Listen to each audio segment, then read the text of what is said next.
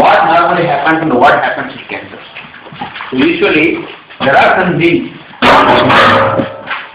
Usually there are some genes which are encoded in all the organs and organs of the body. And the genes, they will root the protein production. Another? Root the protein. So the protein production of the cell is depending upon the genes only. So the gene mutation will not come. Two types of mutation can occur. The mutation can either lethal or non-lethal. So in case of lethal mutation, the survival possibility is very less and the patient will die. The baby will born still the death was over. But in case of non-lethal mutation, so there is something called as a dominant gene and a recessive gene, right? If the non-lethal mutation occurs in the recessive gene, then it may escape because of the presence of dominant gene. Suppose if the non-lethal mutation of the gene involves the dominant gene, then only the problem occurs. Now, usually, ரெண்டு ஜீன்ல ஏதாவது ஒன்னு பேரண்டா இருந்தா கூட manage பண்ணிக்கலாம். ஒன்னு பேரண்டா இருந்தா கூட cancer வராது.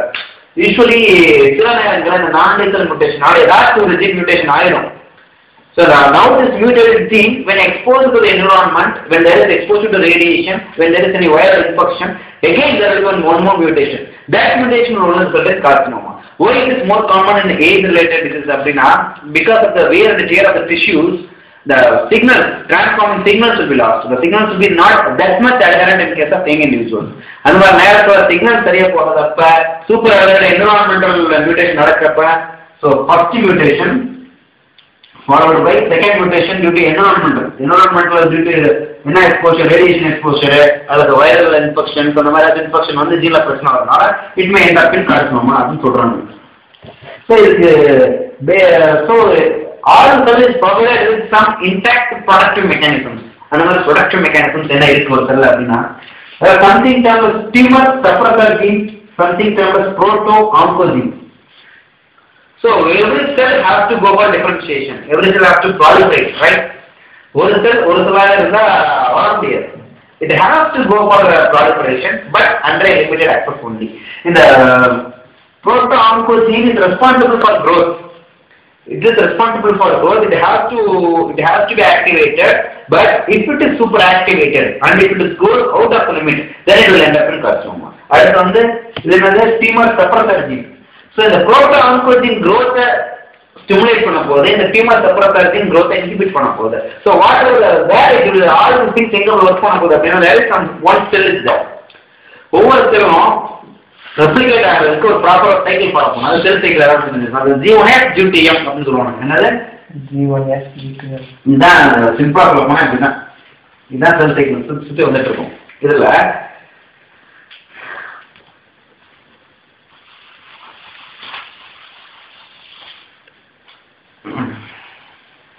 இப்ப ஒரு cell is undergoing proliferation. Proliferation ஆகிறப்ப there will be increased growth signals, right? Increased growth signals. அப்ப cyclin ஒன்று இருக்கு. cyclin D, cyclin activated kinases அப்படின்னு நிறைய சில பார்ட்டிகல்ஸ் இருக்கலாம். இதெல்லாம் ப்ரோட்டீன்ஸ். இந்த ஆக்டிவேட்டர்னா என்ன ஆகும் அப்படின்னு சொன்னா it will go and stimulate retinoblastoma gene. So this is the switch. இதுதான் switch. The switch on ஆகுறதா ஆஃப் ஆகுறத பொறுத்தா இருக்கு. இதுல என்ன இம்பார்ட்டன்ட் அப்படின்னா you know what is ATP? எப்படி ஒரு ATP பாஸ்போரேட் ஆகி ஒரு ATP ஆகி ஒரு ஃபங்க்ஷன் வெளியில போகுது அந்த மாதிரி இந்த ரெட்டினோபிளாஸ்டோமா ஜீன் அப்படியே சாதாரணமா இருக்கும். Whenever there is introduction of the growth signals into the cell, this cyclin D will go for dephosphorylation. இங்க இருந்து ஒரு பாஸ்போரேட் மாலிகுல் இந்த ஆர்பிஜின் வந்து அங்க இருந்து அந்த பாஸ்பேட் வந்து இந்த ஆர்பிஜினை பாஸ்போரேட் பண்ணி விட்டுரும். So this RBG is activated only in case of hyperphosphorylation. If it is hypophosphorylated, it means it is switched off. So if the RBG mutation, or the cyclin D mutation வந்துச்சுன்னா that will lead to cancer. Why? RBG நீங்க என்ன பண்ண போகுது? It is going to switch on or off the proliferation எப்படி ஆகுறது? இந்த ஆர்பிஜினை பொறுத்தா இருக்கு. இந்த cyclin D வந்து இந்த ஆர்பிஜினை பாஸ்போரேட் பண்ணி விட்டுருச்சுன்னா this RB will in turn produce transcription factors E2A, E2F அப்படிமாங்க, E2F, E2A நிறைய இருக்கு. டிரான்ஸ்கிரிப்ஷன் ஃபேக்டர் படிச்சிருப்பீங்க ஃபர்ஸ்ட் அங்கே டிரான்ஸ்லேஷன் அப்போ அந்த ஃபேக்டர்ஸ் அந்த பேசியிருப்பாங்க இதில் பயோகெமிஸ்ட்ரியில் டிரான்ஸ்லேஷன் நடத்துறப்ப அந்த ஒன்றா பேசியிருப்போம் 1A 1B அப்படின்னு நிறைய சின்ன சின்ன பார்ட்டிகல்ஸை பேசியிருப்போம். அந்த மாதிரி சில பார்ட்டிகல்ஸ் இருக்குது. இந்த டிரான்ஸ்கிரிப்ஷன் ஃபேக்டர்ஸ் நிறைய வந்துச்சுன்னா ப்ராடக்ட் ப்ரொடக்ஷன் ஆகும், செல் ப்ராடக்டேஷன் ஆகும். இப்போ ஆர்பிசிங்கிற ஒரு மாடிஃபிகேஷன் ஆயிடுச்சு, ஒரு மியூட்டேஷன் ஆயிடுச்சு அப்படின்னா இட் வாண்ட் கெட் ஸ்விட்ச் of. It will keep on, it will be switched on, automatically switch on ஆகவே இருக்கும். அந்த மாதிரி இருக்கப்ப increased proliferation. அதனால பேசிக் என்ன ஞாபகம் வச்சுக்கணும் அப்படின்னா basically a cell will get growth signals from somewhere. We don't know. There is a hormone, something depends on the hormone, and the metabolic rate எல்லாம் கொடுக்குது. Whenever there is a growth signal, it will go and stimulate the cyclin D pathway. Whenever the cyclin D is stimulated, it will phosphorylate the retinoblastoma gene. When the retinoblastoma gene is activated, then it will increase the transcription factor, and the transcription factor will end up in cellular proliferation. So whenever there is a mutation in the RPGN or cyclin D gene, then there will be extensive hyperphosphorylation of the retinoblastoma gene, resulting in increased proliferation. நான் இப்போ சில சின்ன சின்ன basics ஞாபகம். So இப்போ ஒரு ஜீன்ல mutation ஆகுது. This gene இதெல்லாம் என்ன பண்ணலாம் இப்போ வச்சுக்கோங்க. கிராஸ் ஆகி ஒரு எக்ஸ்போன் இருக்கு, அதில் ஒரு ஜீன் ஒரு சின்ன ஜீன் டாக்டிக் போட்டு இந்த மாதிரி ஒரு சின்ன ஜீன் போயிடுச்சுன்னா ஃபர்ஸ்ட் ஒரே ஒரு செல்லு தான் இருக்கும், ஒரே ஒரு செல்லு தான் அந்த மியூட்டன்டான செல் ஒன்று இருக்கும். So, due to this exposure and due to this mutation and the காரணம் ஆனதுக்கப்புறம் it will go for proliferation. ஏன் proliferation ஆகுது? இந்த RBC வந்து hyperphosphorylated stateல இருக்கு. It is not going for hyperphosphorylated state. அப்போ திருப்பி proliferate ஆக ஒரே செல் வளர்ந்துட்டு இருக்கு. So, cancer is not such a thing which involves extensive cells. A single cell is proliferating. Not every cell is proliferating. A single cell due to the genetic mutation has formed. This is unable to stop its proliferative rate because of the loss of the RBC control. So it is proliferating again and again, forming a group of cells termed as clonal cells. In the clonal cells, அப்புறம் பக்கத்துல அனபாசிக் reaction ஆகி அந்த பக்கத்துல இருக்க அந்த கேட்டலின் ஃபைப்ரோனெக்டின் எல்லாம் போய் pathology அது மெட்டாஸ்டேசிஸ் அந்த பக்கத்துல கனெக்ஷன் போயிடுச்சு. இது கோனதுக்கப்புறம் மெட்டாஸ்டேசிஸ் அவ்வளோதான். இதுல ஏற்கனவே பேசுற மாதிரி ஒரு டாமினன்ட் ஜீன் ஒரு ரெசப்டிவ் ஜீன் பேசணும் தெரியுமா? இந்த tumour suppressor gene that comes under ரெண்டு டைப்ஸ் சொல்லுங்க. அதாவது சில ட்ரை எக்ஸ்பிரஸ் பண்றதுல ஏதாச்சும் ஒரு ஜீன் பிரச்சனை பண்ணாலே அது வந்து கார்சினோமா கொண்டு போய் விட்டுருலாம். சில இதுல ரெண்டு ஜீனுமே மியூட்டேஷன் ஆனாலும் அது கார்சினோமா வரும். That is the susceptibility. Tumour suppressor gene proto-oncogene ரெண்டு ஜீன் இருந்தாங்க. இந்த டியூமர் சப்ரசர் ஜீன் வந்து எப்ப கார்சினோமேட்டஸ் ஆகும் அப்படின்னா இதுல ரெண்டு அலையுமே மியூட்டேஷன் ஆகும். பட் இந்த புரோட்டான்கோஜின் இருக்கு பத்தியா, இதுல ஏதாச்சும் டில ஒரு டி ஏதாச்சும் உள்ள மியூட்டேஷன் ஆகினா இது சூப்பர் கார்சினோமா. ஸோ இப்ப என்ன சொன்ன, இதுல என்ன சொன்ன, இதுல ஏதாச்சும் ஒரு மியூட்டேஷன் ஆனா இது சூப்பர் கார்சினோமா.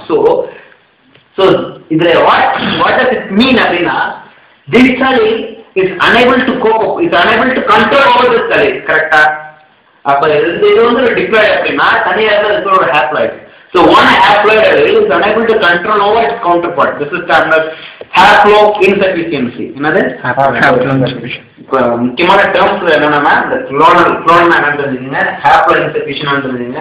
எப்படி கிராசிங் எப்படி நடக்குது, ஒரு மியூட்டேஷன் நடந்தா ரெண்டு மியூட்டேஷன் நடக்கணும். பட் டியூமர் சப்ரசர்ல வேற மாதிரி, புரோட்டான்கோஜின்ல வேற மாதிரி. இங்க சைக்ளின் டி ஆர்பிசி இத பத்தி ஒரு லைட்டா மட்டும் தெரிஞ்சுக்கணும். So what happens normally in this? So proliferation is a very intact mechanism. And the intact mechanism is a சின்ன problem இருக்கு. Number one, ஒரு செல் வளரணும்னா there should be availability of growth signals. இதெல்லாம் நார்மல் மெக்கானிசம் சொல்லிருக்கேன்.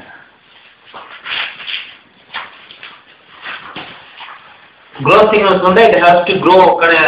So growth signals எவ்வளவு வருது அப்படின்றத பொறுத்து number one. Okay.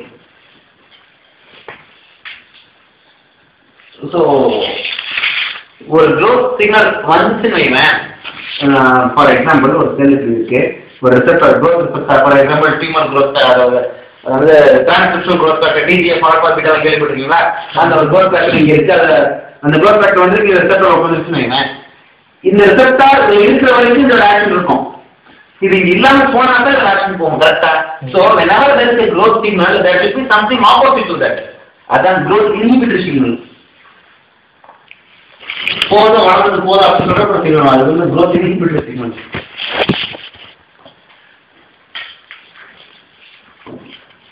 அதுக்கு suppose whenever there is a damage, DNA damage, usually it occurs in day-to-day life. DNA damage occurs. Whenever there is a DNA damage, it has to be repaired. Repair பண்ண முடியல அப்படின்னா it has to go for apoptosis. அப்ப apoptosis நடக்கும், apoptosis or repair.